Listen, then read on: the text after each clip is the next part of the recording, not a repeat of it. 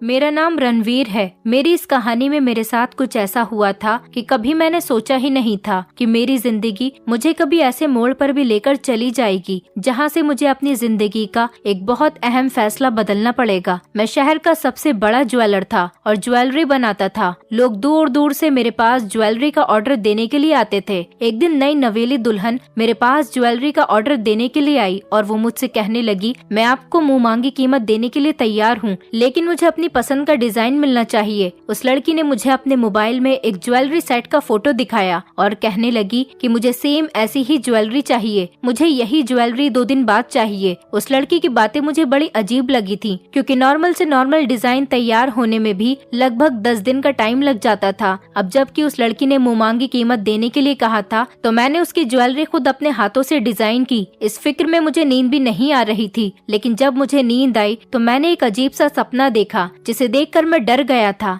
मैंने सपने में देखा कि वो लड़की बहुत परेशान है और बहुत टेंशन में है। ऐसा लग रहा है जैसे वो अपनी जिंदगी में खुश नहीं। वो लड़की मुझसे कहने लगी कि मैं तुम्हें कभी माफ नहीं करूंगी, तुमने मेरे साथ बहुत गलत किया। इस सपने ने मुझे इतनी बुरी तरह से डरा कर रख दिया था कि मैं घबराकर उठकर खड़ा हुआ और फिर उसके बाद से ही मेरी रातों की नींद उड़ गई थी। मैं जब भी रात को सो जाता तो मुझे सपने में वही लड़की दिखाई देने लगी। बचपन से ही हमने बड़ी गरीबी देखी थी। मैं लगभग 12 साल का था जब शॉर्ट सर्किट से हमारे घर में आग लग गई थी। जो बचा कुछ था वो भी सब जलकर राख हो गया था। हमारी गरीबी और ज्यादा बढ़ गई थी। मेरे परिवार में मेरे 2 भाई और 2 बहनें, लेकिन शायद हम सभी भाइयों की किस्मत एक जैसी है। हम तीनों भाई मिलकर अपने घर की किस्मत नहीं बदल सके। ये बचपन के दिन बड़े ही गरीबी में गुजरे थे। मेरे पिताजी को इसी टेंशन की वजह से हार्ट अटैक होने से उनकी मौत हो गई थी। अब हमारे सर से पिता का साया भी उठ चुका था। उन दिनों मुझे अपने पिताजी की सबसे ज्यादा जरूरत थी, क्योंकि मैं अपने घर का सबसे छोटा बेटा था। मेरी माँ भी बीमार रहने लगी थी। मुझे दुनिया की कोई समझ नहीं थी। दोनों बड़े भैया बहुत सीधे थे। हम तीनों भाइयों ने इतनी ज्यादा परेशानियां देखी थी कि हमारा अपने रिश्तेदारों पर से भी भरोसा उठ गया था। मेरे बड़े भैया शादीशुदा थे, जबकि छोटे कुंवारे थे और मैं तो तब सिर्फ 12 साल का ही था। बड़े भैया तो 10,000 रुपए महीना कमाते थे। उनकी कमाई से ही हमारा खर्च होता था। बाकी हम दोनों छोटे भाई कोई काम नहीं करते थे, क्योंकि पिताजी के होते हुए हमें कभी काम करने की जरूरत ही नहीं पड़ी। माँ मुझे हमेशा सिखाती है अपने घर और अपने घर वालों की हिफाजत की जिम्मेदारी किस तरह से निभाई जाती है, वो भी बदलती हुई जिंदगी के साथ साथ। बड़े भैया पिताजी के मरने के बाद घर की परेशानियां देखते हुए भाभी और बच्चों को लेकर किराए के घर में शिफ्ट हो गए थे। अब हम 2 भाई बचे थे। उसके बाद मेरे बीच वाले भैया ने भी अपनी मर्जी के मुताबिक शादी कर ली और वो भी बड़े भैया की तरह अपनी पत्नी को लेकर अलग घर में रहने के लिए चले गए। अब सबकी जिम्मेदारी मेरे ऊपर आ गई थी, लेकिन मैं अपनी माँ बहनों का साथ नहीं छोड़ सकता था। मैं उनको अकेला नहीं करना चाहता था। मैंने देख लिया था कि किस तरह से अपने बदल जाते हैं। मैं दुनिया के रंगों से अच्छी तरह से वाकिफ हो गया था। शायद यही वो वक्त होता है जब हम अपने अपनों और गैर में फर्क देख लेते हैं। माँ मुझे हमेशा यही सिखाती थी कि ये दुनिया बहुत बुरी है। मैंने हमेशा अपनी माँ का कहना माना था। मैं दुनिया की इन सब मतलबी बातों से बहुत अनजान था। अभी तो मेरी उम्र खेल कूद करने वाली थी। अभी तो मैं ठीक से जवान भी नहीं हुआ था। इसीलिए मेरी माँ मुझे छोटी उम्र में ही बड़ी बड़ी बातें सिखाने लगी थी। और फिर अपने भाइयों और रिश्तेदारों को देखकर भी मैंने सीख पकड़ ली थी कि जिम्मेदारियों से कभी भागना नहीं चाहिए। इन जिम्मेदारियों की वजह से कभी कभी हमारे अपने हमसे अलग हो जाते हैं। हमारे भाइयों ने हमारा हालचाल पूछना भी बंद कर दिया था। मेरी माँ कहती थी कि तुम हम माँ बेटी का अकेला सहारा हो। भाइयों से तो हमने उम्मीद लगाना ही छोड़ दिया था। लेकिन मेरे पिता का खानदान बहुत बड़ा था। पिताजी के होने तक तो सब लोग अपने थे, लेकिन उसके बाद धीरे धीरे सब अलग होते चले गए। मेरी माँ का मायका भी बहुत बड़ा था,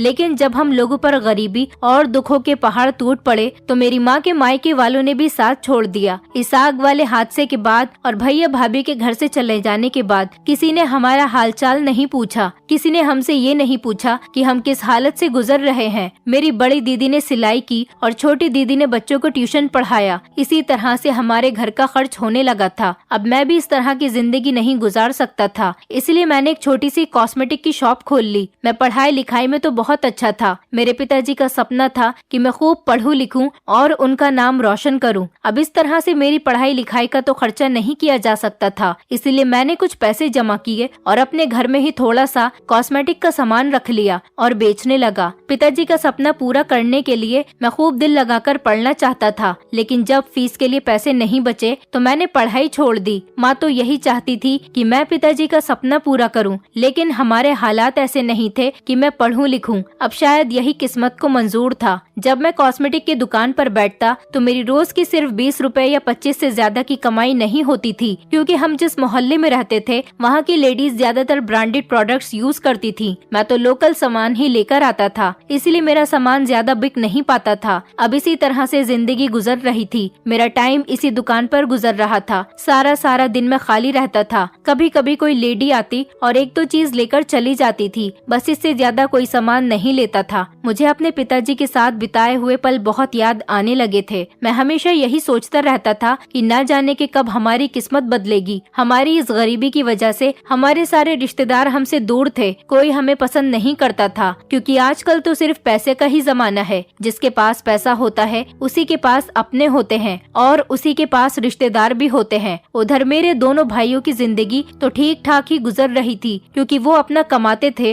और अपने परिवार पर लगाते थे। लेकिन कहीं न कहीं वो अपनी माँ और बहन भाइयों को भूले हुए थे। मेरी माँ को मुझसे बहुत उम्मीद थी। उन्हें नहीं पता था कि एक दिन उनके अपने दोनों बेटे इतना बदल जाएंगे कि कभी अपने परिवार को पलटकर ही नहीं देखेंगे। पिताजी के सामने तो किसी भाई की इतनी हिम्मत ही नहीं होती थी कि तेज आवाज में भी बात कर सके, लेकिन आज वो दोनों अपने परिवारों के साथ अलग हो गए थे। उन्हें हम लोगों की कोई फिक्र नहीं थी कि हम लोग किस तरह से अपना गुजारा कर रहे हैं। एक वो टाइम था और एक ये टाइम है जब हमारा कोई अपना नहीं। बहनों का भी रो रो कर बुरा हाल हो गया था, क्योंकि वो दोनों बहुत मेहनत करती थी, फिर भी घर का खर्च पूरा नहीं हो पा रहा था। मैं कहीं बाहर जाता काम ढूंढने के लिए तो मेरी उम्र देखते हुए मुझे काम नहीं दिया जाता था। अब हमारा गुजारा बहुत मुश्किल हो गया था। इस तरह से तो कुछ दिन जैसे तैसे गुजर रहे थे और घर का खर्च भी बस बड़ी मुश्किल से चल रहा था। फिलहाल मजबूर होकर मुझे कुछ करना ही पड़ा। मेरे एक दोस्त के पिताजी की ज्वेलरी की दुकान थी। मैं उनकी दुकान पर चला गया और मैंने उनसे बहुत रिक्वेस्ट की कि वो मुझे नौकरी पर रख ले। अगर वो मुझे कम पैसे देंगे तब भी चलेगा, क्योंकि काम न मिलने से तो अच्छा था कि कम पैसे ही आ जाएं। फिलहाल मेरे दोस्त के पिताजी ने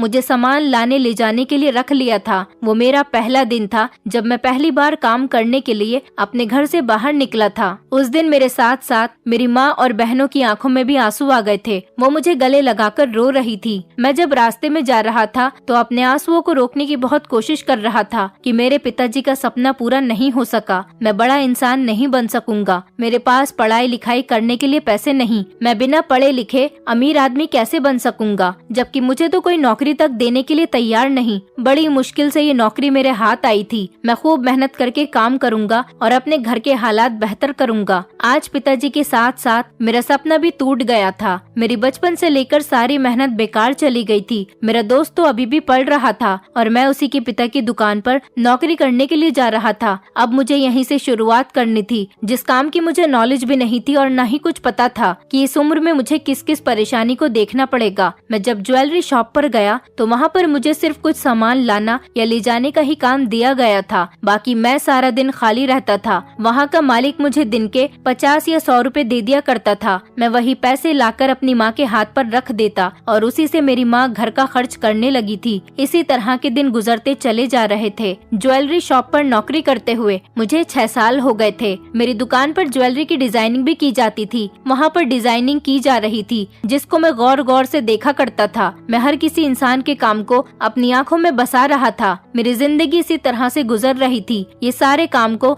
धीरे धीरे अपने दिमाग में लेता और सब कुछ समझता चला जा रहा था। दिन में 100 रुपए की मजदूरी से अब मेरे 300 रुपए दिन की मजदूरी हो गई थी और मैं 18 साल का हो गया था। फिर एक दिन दुकान के मालिक बहुत ज्यादा परेशान नजर आ रहे थे, क्योंकि ज्वेलरी के डिजाइन को लेकर मालिक के पास बहुत शिकायतें आने लगी थी, क्योंकि मार्केट में फैंसी चीजों की डिमांड थी और ज्वेलरी के डिजाइन काफी पुराने टाइप के बनने लगे थे। एक दिन मैंने मालिक से जिद की कि मैं ज्वेलरी का डिजाइन तैयार करूंगा। मालिक को मेरी बात पर यकीन नहीं आ रहा था। उन्होंने मुझे डिजाइन बनाने से मना किया, लेकिन मैंने खुद अपनी मर्जी के मुताबिक एक ज्वेलरी सेट बनाया तो वो डिजाइन मालिक को बहुत पसंद आया था। मैंने खूब मेहनत की और उसके बाद मालिक को अपने नए नए डिजाइन बनाकर दिखाए। मालिक को मेरा काम बहुत पसंद आने लगा था। इसी तरह से मालिक ने धीरे धीरे मुझसे खुश होकर मेरी सैलरी भी बढ़ा दी। हमारे घर के हालात काफी बेहतर होते चले जा रहे थे। मैं बहुत मेहनत से काम कर रहा था। मेरी सैलरी 300 रुपए दिन की मजदूरी से अब 40,000 रुपए महीना हो गई थी। अब मेरी बहनों को भी काम करने की जरूरत नहीं होती थी। मैं अपने पैसे ले जाकर अपनी माँ को देता।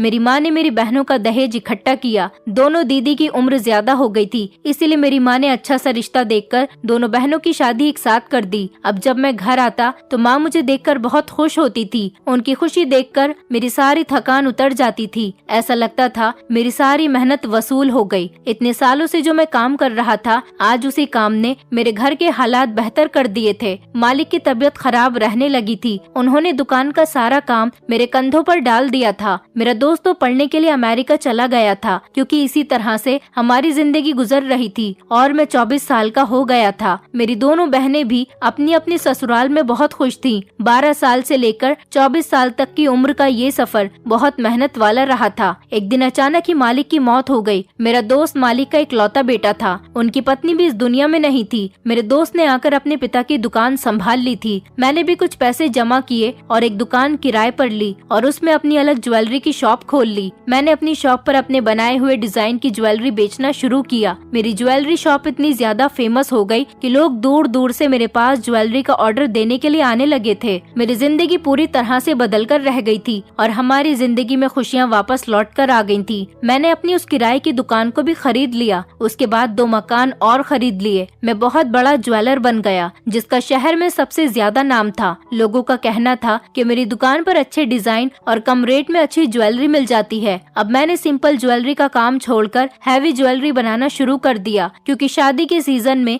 ज्यादातर दुल्हन की ही ज्वेलरी की डिमांड की जाती थी। इसीलिए मेरे पास सिंपल और हैवी दोनों टाइप की ज्वेलरी बनना शुरू हो गई थी। मेरे इस काम में मुझे बहुत मुनाफा था। लोग ऑर्डर पर ज्वेलरी बनवाते और मुंह मांगी कीमत मुझे देकर चले जाते। मेरे काम के चर्चे दूर दूर तक होने लगे थे। अमीर अमीर परिवारों की औरतें जो लाखों करोड़ों रुपयों के कपड़े खरीदती थी, वो भी मेरे पास अपनी शादी या फिर फंक्शंस में पहनने के लिए ज्वेलरी खरीदने के लिए आती थी। इसी तरह से मेरी किस्मत का सितारा चमक उठा था। मेरा कारोबार बढ़ता ही चले जा रहा था। हमारे बुरे हालात वाले दिन भी अब खत्म हो गए थे। मेरे पिताजी का पढ़ाई वाला सपना तो पूरा नहीं हो सका था, लेकिन एक सपना था जो मैंने पूरा कर दिया था। मेरे पिताजी चाहते थे कि मैं एक कामयाब इंसान बनूं, मेरा भी नाम हो, मैं अपने पैरों पर खड़ा हो सकूं। ऐसा तो हो गया था, क्योंकि मैं एक कामयाब इंसान बन गया था और सारे शहर में मेरे ही चर्चे थे। घर में किसी चीज की कोई कमी नहीं थी। बड़ी बड़ी कंपनियों ने मेरे साथ कांटेक्ट कर लिया था और उन्हीं कंपनियों में मेरी बनाई हुई ज्वेलरी सप्लाई होने लगी थी। अब मैंने भी ज्वेलरी का एक बहुत बड़ा शोरूम खोल लिया और अपने शोरूम की 2-3 शहर में अलग अलग ब्रांचेस भी बना ली। मैंने बहुत सारे लोगों को अपने पास नौकरी पर भी रख लिया था। मैं सिर्फ डिजाइनिंग किया करता था, बाकी का सारा काम मेरे नौकर देख लिया करते थे। दिवाली, होली या और कोई त्योहार आता तो 24 घंटे मेरे शोरूम में कस्टमर्स की भीड़ लगी रहती थी। अब मेरे पास इतना पैसा आ गया था कि मैं हर त्योहार पर अपनी बहनों के घर ढेर ढेर सारा सामान भेजा करता था। मेरी बहनें जो कि अपनी ससुराल में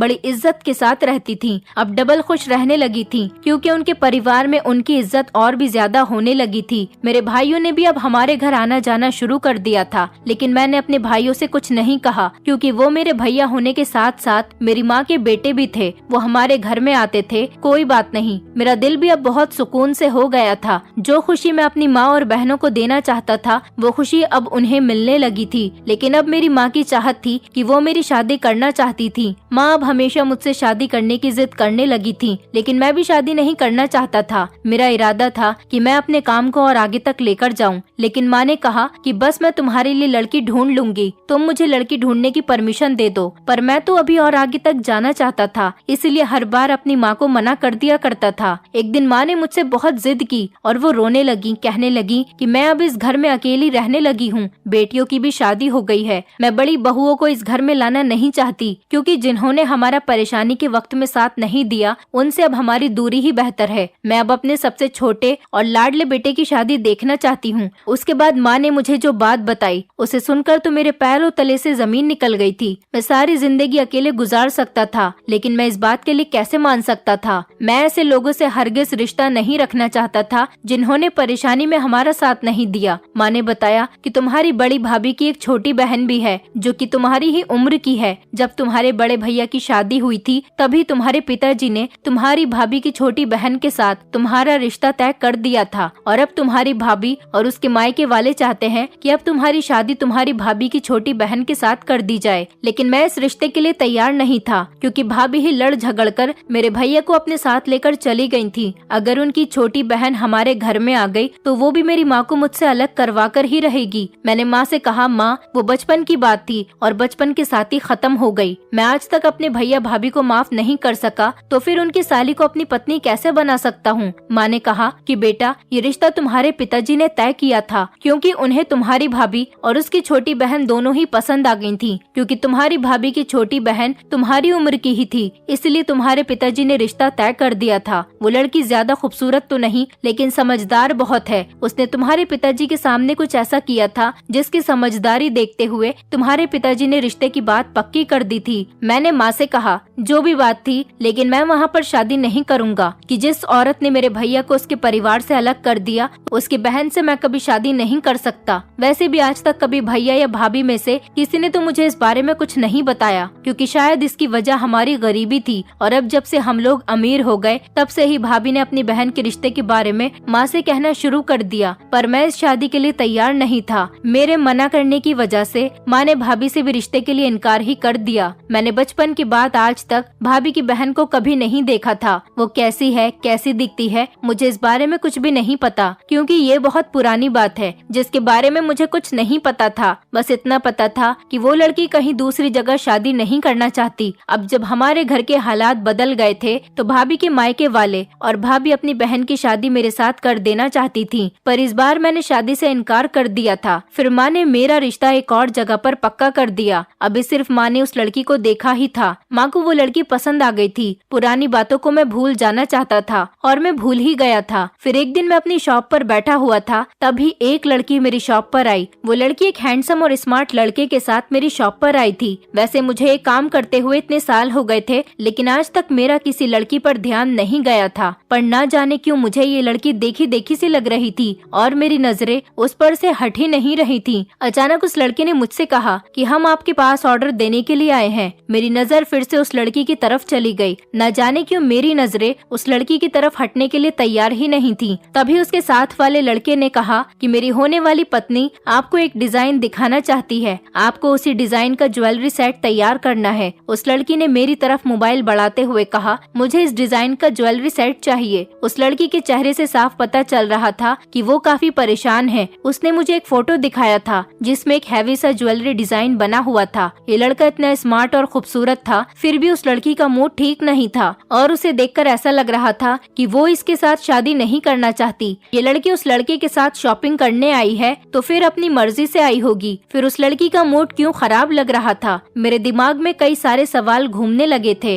पर मैं बिना कुछ सोच समझे ही डिजाइन तैयार करने के लिए राजी हो गया था। जबकि ये डिजाइन बहुत हैवी डिजाइन था क्योंकि उस दिन मेरे पास शोरूम पर कोई भी नौकर मौजूद नहीं था। सभी लोग किसी न किसी वजह से छुट्टी पर थे। फिर उस लड़के ने मुझसे कहा कि हमें ये ज्वेलरी सेट परसों तक चाहिए, परसों हम दोनों की शादी है। मैंने कहा, लेकिन सर ये बहुत हैवी ज्वेलरी डिजाइन है, इसलिए आपको लगभग एक हफ्ते का वेट करना पड़ेगा। उस लड़के ने बहुत जिद की और कहा कि ये मेरी पत्नी का फेवरेट डिजाइन है और हमारी शादी परसों ही है, इसीलिए मुझे ये सेट परसों तक चाहिए। अगर आप कहो तो मैं आपको मुंहमांगी रकम देने के लिए तैयार हूँ। फिर मुझे उनका ये ऑर्डर लेना ही पड़ा। उस लड़के ने मुझे एडवांस दिया और वो दोनों वहाँ से चले गए। पर न जाने क्यों मेरी आंखों के सामने उस लड़की का मासूम चेहरा घूम रहा था, जैसे कि उस लड़की को मुझसे कोई शिकायत हो। न जाने वो मुझे इतनी घूर घूर कर क्यों देख रही थी और मेरी नजरें भी उस लड़की के चेहरे से हट ही नहीं रही थी। फिर मैं सारी रात बैठकर उस डिजाइन को बनाने लगा। मुझे लगभग सुबह के 6 बज गए थे उस सेट को पूरा करने में और ना जाने क्यों इतनी जल्दी मुझसे वो डिजाइन कंप्लीट हो गया था। पहले कभी मैंने इतनी जल्दी एक हैवी डिजाइन तैयार नहीं किया था। शायद ये लड़की बहुत लकी होगी, इसलिए तो मेरे हाथ इतनी तेज चलने लगे। और उसी टाइम फिर से मुझे उसका वही मूड खराब होने वाली बात याद आ गई। इतना खूबसूरत पति होने के बावजूद भी न जाने क्यों उसका मूड खराब हो रहा था। और फिर वो लड़का खूबसूरत होने के साथ साथ अमीर भी था। उसके पसंद का ज्वेलरी सेट उसे बनवा कर दे रहा था। फिर भी मुझे उसके मूड के बारे में सोच सोच कर अफसोस हो रहा था। न जाने वो इतनी उदास क्यों थी। मैं बहुत देर तक अपनी शॉप पर खामोश बैठा रहा। फिर अपने आप को समझाने लगा कि वो तो सिर्फ मेरी कस्टमर है और मैं अपनी कस्टमर के बारे में इतना क्यों सोच रहा हूँ, मुझे उसकी इतनी टेंशन क्यों हो रही है। उसके बाद मैं सुबह के टाइम पर अपने घर आ गया था। मुझे सारी रात जागते हुए गुजर गई थी, इसीलिए अब मुझे नींद आ रही थी और मैं बहुत थक गया था, तो इसीलिए सीधा अपने कमरे में जाकर सोने के लिए लेट गया था। अभी मुझे सोए हुए सिर्फ 10 ही मिनट हुए थे कि अचानक मैंने एक सपना देखा और वो लड़की मुझे मेरे सपने में नजर आने लगी। वो लड़की सपने में मुझसे शिकायत कर रही थी और कह रही थी कि मैं तुम्हें जानती हूँ, तुम मुझे आज भी याद आते हो। ये सब देखकर मुझे नींद में बहुत बड़ा झटका लगा था। मैं घबराकर उठकर खड़ा हो गया, सोचने लगा कि मेरा इस लड़की के साथ क्या कनेक्शन है। मैंने तो उस लड़की का ऑर्डर तैयार कर दिया, लेकिन न जाने क्यों उस लड़की को मुझसे इतनी शिकायत क्यों है और वो मुझे कैसे जानती है। मैं बहुत परेशान हो गया था। फिर मैंने सोचा कि कभी कभी ऐसा होता है, जिस बात को हम अपने दिमाग में बैठा लेते हैं वही सब हमें सपने में भी आने लगता है। मैं यही सब सोचकर रिलैक्स फील होने लगा और उसके बाद मैं दोबारा सो गया था। मुझे सोते हुए पूरा दिन गुजर गया और रात हो गई। अब तो शॉप बंद करने का टाइम हो गया था और मेरे वर्कर्स ने शॉप बंद कर दी होगी। यही सब सोचते हुए मैं घर में ही रहा। फिर अगले दिन जब मैं शॉप पर गया तो मैंने सारा दिन उस लड़की का इंतजार किया कि आज वो लड़की या फिर उसका पति ये ज्वेलरी सेट लेने के लिए जरूर आएंगे, क्योंकि उस लड़की के मुताबिक मुझे यही पता था कि उन दोनों की शादी आज है। वो लड़का पेमेंट भी मुझे एडवांस में देकर चला गया था। सारा दिन मैंने बहुत इंतजार किया, लेकिन ज्वेलरी सेट लेने के लिए कोई नहीं आया था। मैं यही सोचकर परेशान हो रहा था कि न जाने ऐसी क्या वजह रही होगी जो ज्वेलरी सेट लेने के लिए कोई नहीं आया। और फिर उसके बाद 2-3 दिन और गुजर गए, लेकिन फिर भी ज्वेलरी सेट लेने के लिए कोई नहीं आया। और इसी तरह से कई महीने गुजर गए और वो ज्वेलरी सेट अभी भी मैंने उनके लिए संभाल कर रखा हुआ था। लगभग 3 महीने गुजर चुके थे। मेरे घर में मेरी शादी की तैयारियां शुरू हो गईं। माँ अब जल्दी से जल्दी मेरी शादी करवाना चाहती थी, क्योंकि मेरा रिश्ता पक्का हो चुका था और लड़की वालों को शादी करने की जल्दी हो रही थी और वैसे भी अब देर करने की कोई वजह नहीं थी, इसलिए मैंने भी शादी से इनकार नहीं किया। लड़की वालों की तरफ से शादी की डेट भी आ गई थी, लेकिन शादी के लिए मेरी माँ हमारे सारे रिश्तेदारों को मेरी शादी में इनवाइट करना चाहती थी। मैंने ये फैसला तो माँ पर ही छोड़ दिया था कि वो जिसे चाहे बुला सकती है। मेरी दोनों दीदी की शादी तो हमने बहुत सिंपल तरीके से की थी, लेकिन मेरी माँ मेरी शादी को धूमधाम से करना चाहती थी, इसलिए ज्यादा से ज्यादा लोगों को इनवाइट करना चाह रही थी। भैया भाभी भी मेरी शादी के लिए 1 महीना पहले से ही आ गए थे, लेकिन कहीं न कहीं भाभी का मूड मुझे बहुत खराब लग रहा था। माँ ने ही भैया भाभी को इनवाइट किया था। मेरी माँ की खुशी इसी में थी, इसलिए मैं खामोश रहा था। मैं अपनी माँ की खुशी को खत्म नहीं करना चाहता था, लेकिन मेरी माँ की एक बात ने मुझे बहुत चौंका दिया था। माँ ने कहा था कि तुम मेरे साथ अपने भैया की ससुराल में इनविटेशन देने के लिए चलना, क्योंकि हमने तुम्हारा बचपन का लगा हुआ रिश्ता उनकी बेटी के साथ खत्म कर दिया, तो शायद उनके दिल में हमारे लिए बहुत सारी शिकायतें होंगी। जब हम लोग उनके घर जाएंगे तो वो लोग शायद हमसे सारी शिकायतें खत्म कर देंगे। पर मैं वहाँ पर माँ के साथ जाने के लिए तैयार नहीं था। मैंने माँ से कहा, आप भाभी को उनके मायके लेकर चली जाओ इनविटेशन देने के लिए, लेकिन मैं नहीं जाऊंगा। मैं किसी भी हाल में भाभी के मायके नहीं जाना चाहता था, क्योंकि मैं अपने दोनों भाइयों और उनकी पत्नियों से भी बात नहीं करता था। मैंने जब माँ से साफ इनकार कर दिया तो माँ और मेरी भाभियाँ अपने मायके में इनविटेशन कार्ड लेकर चली गयी और उन लोगों ने खुशी खुशी इनविटेशन एक्सेप्ट कर लिया। मुझे लगा कि जब हालात बदलते हैं तो सबसे पहले रिश्तेदार बदल जाते हैं, फिर हालात अच्छे हो या बुरे, रिश्तेदारों के बिहेवियर भी हालात के अकॉर्डिंग हो जाते हैं। हमारे घर में चारों तरफ शादी का माहौल छाया हुआ था। मेरी दीदियाँ तो मेरी शादी से बहुत खुश थीं। रिश्तेदारों का आना जाना लगा हुआ था। मैं दिन में ज्यादातर अपनी शॉप पर ही होता था और सिर्फ रात को ही घर आता था। इन दिनों शादियों का सीजन चल रहा था, इसलिए शॉप पर भी भीड़ भाड़ रहने लगी थी। अचानक ही मुझे किसी काम से घर आना पड़ गया। तभी मैंने देखा कि हमारे घर में लड़कियों का पूरा ग्रुप बैठा हुआ था। वो सारी मेरी दीदी की फ्रेंड्स और कुछ उनकी बहनें थीं। मेरी दोनों बहनों ने अपनी फ्रेंड्स को बुलाया हुआ था और फ्रेंड्स की बहनों को भी इनवाइट किया था और आसपास मोहल्ले की भी लड़कियों को इनवाइट किया गया था। मुझे देखते ही वो लोग मुझे कॉन्ग्रेचुलेशंस बोलने लगी, लेकिन अचानक मेरी नजर एक तरफ एक लड़की पर गई जो एक साइड में बैठी हुई थी और बड़ी खामोश लग रही थी। मेरा ध्यान पहले तो इस लड़की की तरफ नहीं गया, पर जब मेरी बड़ी दीदी ने उस लड़की से कहा कि आओ तुम भी हमारे साथ एंजॉय करो, जब से आई हो यहाँ पर अकेली ही बैठी हो, चलो हमारे साथ एंजॉय करो, तब मेरा ध्यान उस लड़की की तरफ गया। लेकिन जब मैंने उसे गौर से देखा तो मेरे पैरों तले से जमीन निकल गई। उसे देखते ही मेरे होश उड़ गए थे और मुझे अपनी आंखों पर यकीन नहीं आ रहा था। ऐसा लगा जैसे मुझे अपनी आंखों पर विश्वास नहीं हो रहा। मैंने देखा कि ये तो वही लड़की थी जो मुझे ज्वेलरी सेट बनवाने के लिए ऑर्डर दे गई थी और अभी तक अपना सेट लेकर नहीं गई थी। इस लड़की का उदास चेहरा काफी दिनों तक मेरी नजरों से हट ही नहीं रहा था। उस लड़की के चेहरे ने मुझे परेशान कर रखा था। मैं अभी यही सब सोचते हुए उसे देख ही रहा था, तभी अचानक उस लड़की की नजर भी मुझ पर पड़ गई। मुझे लगा जैसे वो मुझे इग्नोर करने की कोशिश करने लगी थी। मैं भी फौरन अपने कमरे में चला गया और किसी से कोई बात नहीं की और उस लड़की से भी कोई सवाल जवाब करना ठीक नहीं समझा। पर अब मेरे दिमाग में उस लड़की की बातें घूमने लगी थी। वो न जाने मेरे सपनों में क्यों आई थी और वो क्यों मुझसे शिकायतें कर रही थी। और सबसे जरूरी बात तो यह है कि वो अपना ज्वेलरी सेट मेरे पास से क्यों लेकर नहीं गई, जबकि उसने स्पेशल अपने लिए वो ज्वेलरी सेट तैयार करवाया था जो कि उसे अपनी शादी में पहनने के लिए अर्जेंट चाहिए था। जबकि उसका होने वाला पति तो मुझे एडवांस पेमेंट भी देकर चला गया था। मैं अपने दिमाग में यही सारे सवालों के जवाब सोच रहा था कि उसने कहीं और से ज्वेलरी सेट बनवा लिया होगा या उन्हें ज्वेलरी सेट जल्दी चाहिए होगा, इसलिए उन्होंने मेरे बनाए हुए ज्वेलरी सेट का इंतजार नहीं किया होगा और दूसरी जगह से खरीद लिया होगा। और सबसे ज्यादा हैरान कर देने वाली बात तो ये थी कि वो लड़की हमारे घर में क्या कर रही थी और आज भी इतनी अपसेट क्यों है। और आज भी ये सब जानने के लिए मैं बहुत बेचैन हो रहा था, लेकिन मुझे अपना इतना बेचैन होने वाली वजह समझ नहीं आ रही थी। मेरा उस लड़की से ऐसा क्या कनेक्शन था जिस वजह से मैं उसके लिए इतना बेचैन हो रहा था। शायद मुझे उसके सपने में कही हुई बात ने बहुत परेशान कर दिया था। मैं बहुत देर तक उसे उसकी ज्वेलरी सेट देने के लिए सोचता रहा क्योंकि मैं उसका ज्वेलरी सेट अपने घर पर लेकर आ गया था, लेकिन मेरी उस लड़की से बात करने की हिम्मत नहीं हो रही थी। मैं उस लड़की से बात करना चाहता था, लेकिन उससे बात कैसे करूं? मेरे घर में तो इतने सारे लोग मौजूद थे। अचानक ही मेरी एक पर्सनल कॉल आ गई। मैं अपनी कॉल अटेंड करने के लिए अपने कमरे में चला गया, लेकिन जब मैं कॉल से फ्री होकर बाहर आया तो वो लड़की गायब हो गई थी और वो मुझे अपने घर में कहीं नजर नहीं आ रही थी। ऐसा लग रहा था जैसे वो यहाँ से जा चुकी है। मेरी शादी में अभी 3 दिन बाकी थे और घर में गाने बजाने का फंक्शन हो रहा था। मेरी दीदी और भाभी सारी लड़कियों और औरतों को घर बुलाकर खूब नाच गाना कर रही थी। मैंने सोचा कि कल अगर वो लड़की हमारे घर आई तो मैं किसी तरह से उसका ज्वेलरी सेट उसे वापस कर दूंगा, क्योंकि मेरे पास उस ज्वेलरी सेट के पैसे आए हुए थे, इसलिए मैं उसे अपने पास नहीं रख सकता था। अगले दिन मैं अपनी शॉप से जल्दी फ्री होकर घर आ गया था। घर में गाना बजाना हो रहा था और कुछ लड़कियां डांस भी कर रही थी। मैंने सारी लड़कियों को गौर गौर से देखा, लेकिन वो लड़की मुझे कहीं नहीं दिखाई दे रही थी। तभी मैं अपनी बड़ी दीदी को ढूंढने लगा ताकि मैं उनसे उस लड़की के बारे में पूछ सकूं, क्योंकि उस दिन मैंने अपनी बड़ी दीदी को उस लड़की से बात करते हुए देखा था। तभी अचानक मुझे माँ नजर आ गई और मैंने माँ से कहा कि मुझे बड़ी दीदी से बात करनी है। मुझे बड़ी दीदी कहीं नजर नहीं आ रही। घर में इतना शोर हो रहा था कि मेरी माँ को मेरी कोई बात समझ ही नहीं आ रही थी। फिर मैं खुद ही दीदी को ढूंढने के लिए जाने लगा। तभी अचानक मुझे अपने कमरे से कुछ काम याद आ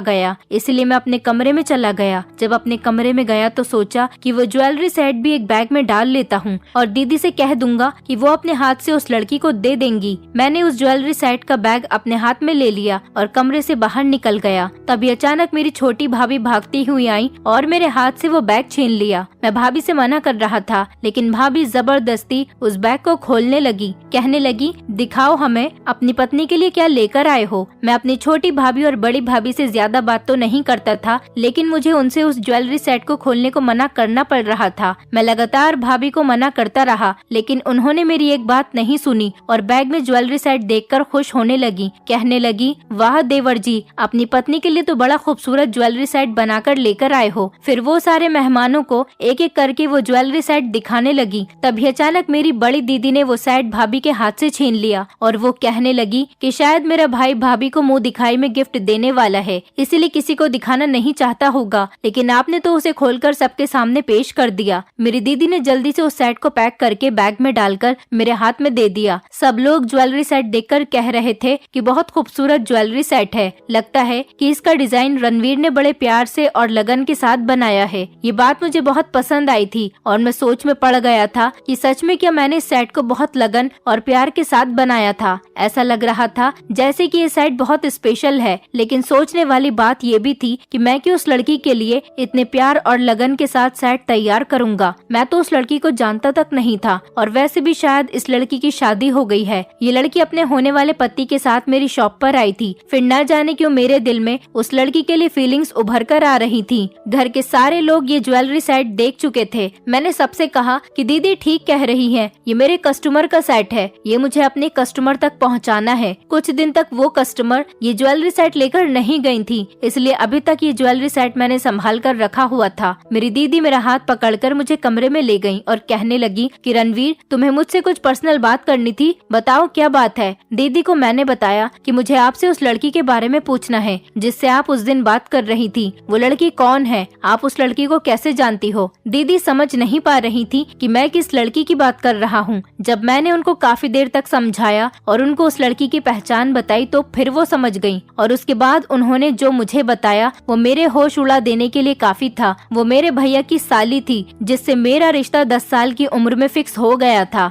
दीदी ने जब मुझे बताया तो मुझे अचानक इस बात को सुनकर शॉक लग गया था। मुझे पहली बार किसी लड़की को रिजेक्ट करके अफसोस हो रहा था। वो जितनी मासूम और अपसेट नजर आ रही थी, शायद वो उस लड़के के साथ शादी करके खुश नहीं थी। क्या पता वो लड़का देखने में खूबसूरत था, क्योंकि हर इंसान की खूबसूरती से आप उसके नेचर का अंदाजा नहीं लगा सकते। ऐसा भी तो हो सकता है कि वो देखने में खूबसूरत हो और उसका नेचर बहुत खराब हो, उसका बिहेवियर इस लड़की के साथ ठीक नहीं रहता हो। यही वजह हो उसके अपसेट रहने की। उसके पेरेंट्स ने तो लड़का अच्छा और स्मार्ट देखकर उसकी शादी कर दी होगी, लेकिन ये बात तो बाद में पता चलती है कि लड़की का नेचर और उसका बिहेवियर कैसा है। शायद इसमें मेरी भी कुछ गलती थी, पर अफसोस करने से कोई फायदा नहीं था। अब तो उस लड़की की शादी हो चुकी है और अब तो मेरी भी शादी होने वाली है। अब पुराना टाइम हाथ से निकल चुका। मैं चाहकर भी उस लड़की को दिलासा नहीं दे सकता था। दीदी तो ये सारी बात बताकर मुझे जा चुकी थी, लेकिन मैं अभी इन्हीं सब बातों में खोया हुआ था। आज मेरी हल्दी सेरेमनी थी। मेहमान आने शुरू हो गए थे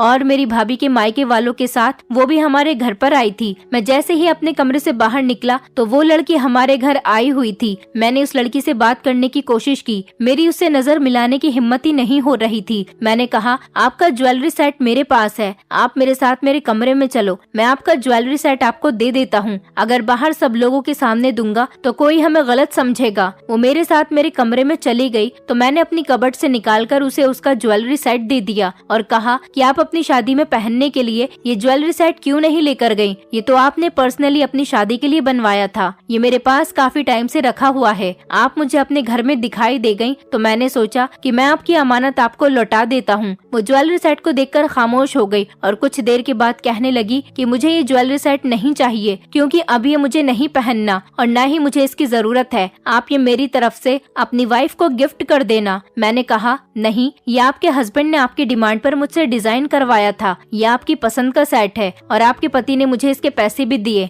मैं ये ज्वेलरी सेट अपने पास कैसे रख सकता हूँ? तो वो रोने लगी और कहने लगी, वो लड़का मेरा पति नहीं है। मैंने बड़ी हैरानी से उसकी तरफ देखा और कहा कि तो फिर वो आपको अपनी होने वाली पत्नी क्यों कह रहा था? उस लड़की ने बताया कि मेरी शादी उस लड़के के साथ होने वाली थी, पर मुझे वो लड़का पसंद नहीं आया, इसीलिए मैंने अपने माता पिता से इस शादी के लिए इनकार कर दिया। मैंने पूछा कि इसका क्या मतलब है? आपकी शादी को तो 2 दिन रह गए थे, आपने अपनी शादी से 2 दिन पहले शादी के लिए इनकार क्यों कर दिया? तो वो कहने लगी, बस मुझे वो लड़का पसंद नहीं था और न ही मुझे उससे शादी करनी थी। ये सब सुनकर तो मैं चौंक गया था, क्योंकि उस लड़की के अंदर ना तो कोई कमी थी और न ही वो देखने में बुरा लग रहा था, बल्कि वो तो स्मार्ट था और अपनी होने वाली पत्नी की डिमांड पर इतना महंगा ज्वेलरी सेट भी डिजाइन करवा रहा था। मैंने कहा कि क्या उस लड़के में कोई कमी थी या फिर वो आपको परेशान करता था, जिस वजह से आपने उससे शादी करने के लिए इनकार कर दिया? तो वो लड़की कहने लगी, नहीं, उस लड़के में ना ही तो कोई खराबी थी और ना ही वो मुझे किसी तरह से परेशान करता था। मैंने उस लड़के से कहा कि आप मुझे माफ कर दो, मैंने आपका बहुत दिल दुखाया, मैंने आपको रिजेक्ट कर दिया, लेकिन आपने शादी क्यों नहीं की? कि ये जो भी प्रॉब्लम्स थी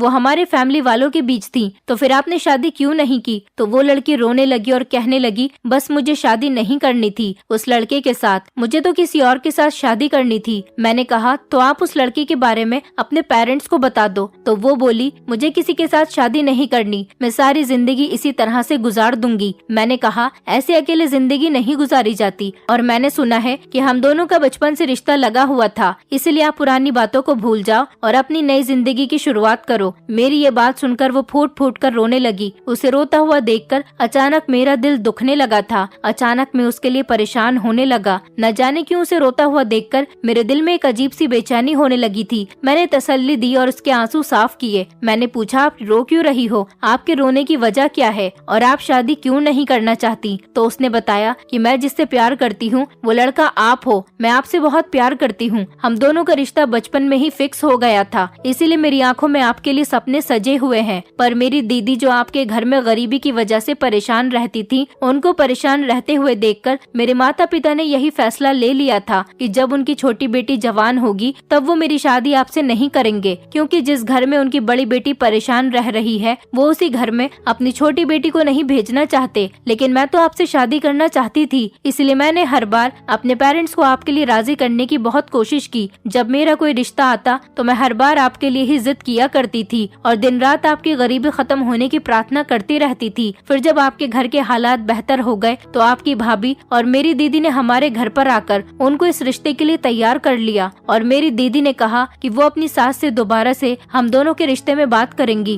पर शायद ऐसा होना मेरे भाग्य में नहीं लिखा था। इसलिए जब आपकी माँ ने हम दोनों के रिश्ते के लिए आपसे बात की तो आपने हम दोनों के रिश्ते से इनकार कर दिया और अब मेरी आखिरी उम्मीद भी टूट गई, क्योंकि अब जब मेरे पेरेंट्स हमारे रिश्ते के लिए मान गए थे तो आप राजी नहीं हुए। और फिर मैंने अपने पेरेंट्स से कहा कि आप जहाँ चाहे मेरा रिश्ता तय कर सकते हो। मेरे पिताजी ने मेरा रिश्ता मेरे भैया के दोस्त के साथ तय कर दिया था, जो कि बहुत स्मार्ट और अमीर था। उस लड़के में कोई कमी नहीं थी। मेरे पिताजी ने मेरे लिए कोई गलत फैसला नहीं किया था, क्योंकि इस लड़के में किसी तरह की कोई कमी नहीं थी और ये रिश्ता मेरे लिए बिल्कुल परफेक्ट था। पर जब वो मुझे आपकी शॉप पर ज्वेलरी सेट डिजाइन करवाने के लिए लेकर गया तो मुझे हम दोनों का बचपन वाला रिश्ता फिर से याद आ गया। हम दोनों ने अपना बचपन तो अनजान बनकर गुजार दिया, क्योंकि हमारी फैमिली में हम दोनों के रिश्ते की बातें होती थी और इसी वजह से हमेशा मेरे दिल में आपके लिए मोहब्बत जागती रहती थी। लेकिन जब मेरी शादी का टाइम आया तो मैंने इस शादी से इनकार कर दिया और कह दिया कि मुझे वो लड़का पसंद नहीं। मैंने ठान लिया था कि जब तक आपकी शादी नहीं हो जाती मैं कहीं भी शादी नहीं करूंगी, क्योंकि जब तक आपकी शादी नहीं हो रही मुझे तब तक एक उम्मीद ये है कि अभी आपकी शादी नहीं हुई, लेकिन जिस दिन आपकी शादी हो जाएगी उसके बाद मैं भी शादी कर लूंगी। उस लड़की की बातें सुनकर तो मैं हैरान रह गया था कि वो मुझसे इतनी मोहब्बत करती थी कि मुझसे 1000 गुना बेहतर लड़के के अंदर कमी निकालकर उसने अपनी शादी से इनकार कर दिया और मैंने अपनी भाभी की नाराजगी की उस बेचारी मासूम लड़की पर निकाल दी। एक बार भी उसके बारे में नहीं सोचा कि वो अभी भी मेरे दिल में अपनी बचपन वाली मोहब्बत को जगाए बैठी है। मैंने उसका हाथ पकड़ लिया और कहने लगा, अभी मेरी शादी नहीं हुई, मैं तुम्हारी उम्मीद को पूरा करना चाहता हूँ,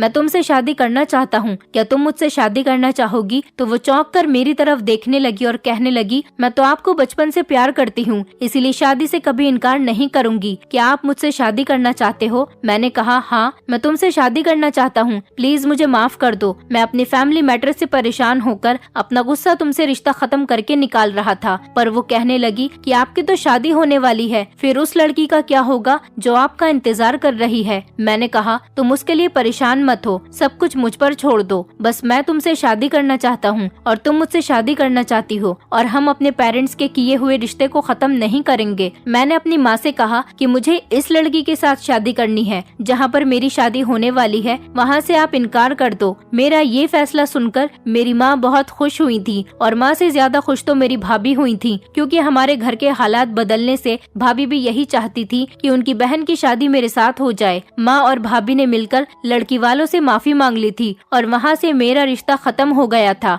जिस दिन मेरी शादी होने वाली थी और जिस मंडप में मेरी शादी होने वाली थी, मेरी शादी उसी दिन हुई और उस लड़की के साथ नहीं जिससे शादी होने वाली थी, बल्कि उसके साथ जो मुझे बचपन से प्यार करती थी। अब मैं अपनी पत्नी के साथ बहुत खुश हूँ, क्योंकि मुझे एक ऐसी लड़की मिली जो मेरी अमीरी से मुझे प्यार नहीं करती थी, बल्कि बचपन से ही मुझे चाहती थी। मेरी पत्नी को मुझसे कोई लालच और मतलब नहीं था। अगर उसे लालच होता तो वो मुझसे भी ज्यादा अमीर लड़के को कभी रिजेक्ट नहीं करती। मैं अपनी फैमिली से बहुत खुश हूँ और मेरे भैया भाभी भी हमारे घर में आकर रहने लगे। अब हम सब लोग एक साथ रहते हैं और मेरा बिजनेस भी बहुत अच्छा चल रहा है। दोस्तों, उम्मीद करती हूँ आपको हमारी कहानी पसंद आई होगी। कहानी पसंद आई है तो वीडियो को लाइक करें, चैनल पर नए हैं तो चैनल को सब्सक्राइब करें और हाँ, नोटिफिकेशन बेल को जरूर दबाएं ताकि अगली अपडेट सबसे पहले आपको मिले।